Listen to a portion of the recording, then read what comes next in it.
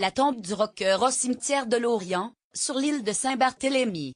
Abaka, un message, déposé sur la sépulture de la légende du rock au cimetière de Lorient, sur l'île des Antilles françaises, a relancé la polémique sur le lieu de son inhumation.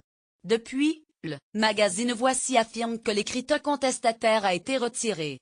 Le rocker repose désormais dans le cimetière de Lorient à Saint-Barthélemy. Et depuis son inhumation, le 11 décembre dernier, la tombe du rocker est devenue un lieu de pèlerinage pour ses fans. Ils y déposent des fleurs, des bougies ou des mots d'adieu. Parmi ces objets, une plaque laissée, le lundi 22 janvier, a réanimé la polémique sur le choix de l'île des Antilles, comme dernière demeure de la rockstar. Selon Voici, cette plaque a cependant été retirée depuis. Lire aussi moins Johnny Hallyday, le pèlerinage sur sa tombe, à Saint-Barthélemy, a commencé. Pourquoi es-tu enterré à Saint-Bar? Nous sommes persuadés que ce n'était pas ta volonté, tu aimais trop ton public. Nous n'aurons jamais la réponse. Allez Johnny, on pense à toi, merci pour le twist et le rock, était-il écrit sur cette plaque déposée par un fan du chanteur, selon Noré Claire.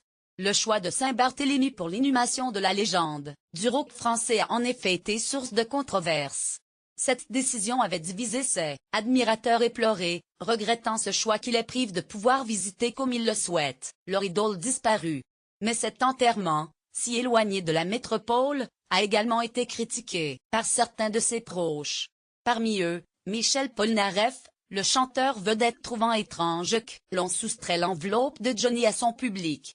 Quelques jours plus tard, c'est Sylvie Vartan, première épouse de l'idole des jeunes, qui s'est déclarée attristée que la star soit inhumée si loin de nous tous qui l'aimons tant. Laetitia Hallyday sur la tombe de son défunt mari. Abaka, une sortie qui n'a pas été du goût de Jean-Claude Darmon. Présent à Saint-Barth pour l'inhumation de son ami, l'homme d'affaires s'est ensuite confié au micro de RTL en s'en prenant vivement à l'ex-femme du monument de la chanson française. C'est triste. Point. C'est même indécent.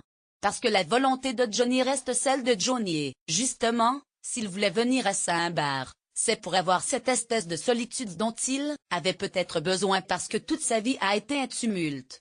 Il l'a choisi, en 2009. Lorsque l'on était à Saint-Bar, systématiquement en passant devant le cimetière, il disait « c'est là que je veux être enterré ». C'était une phrase comme ça, mais c'est vrai que c'était sa volonté, assurait Jean-Claude Darmon. Plus récemment, Roland Bruno, le maire de la petite commune varoise de Ramatuelle, a révélé lors de ses vœux à la population que Johnny Hallyday lui avait écrit une lettre en juillet 2005 pour lui demander de pouvoir établir son caveau sur sa commune. Pour la petite histoire, Johnny Hallyday m'avait écrit pour confirmer sa volonté d'établir sa sépulture dans notre cimetière, et je lui avais répondu favorablement, a raconté publiquement le premier magistrat. La tombe de Johnny serait quotidiennement entretenue, remise en état par une personne du staff de Laetitia, relate le quotidien Noré Claire. Des bougies seraient même allumées tous les soirs autour de la tombe blanche, en hommage à la légende du rock disparu. De quoi laisser imaginer les raisons pour lesquelles la plaque contestataire a été retirée si rapidement.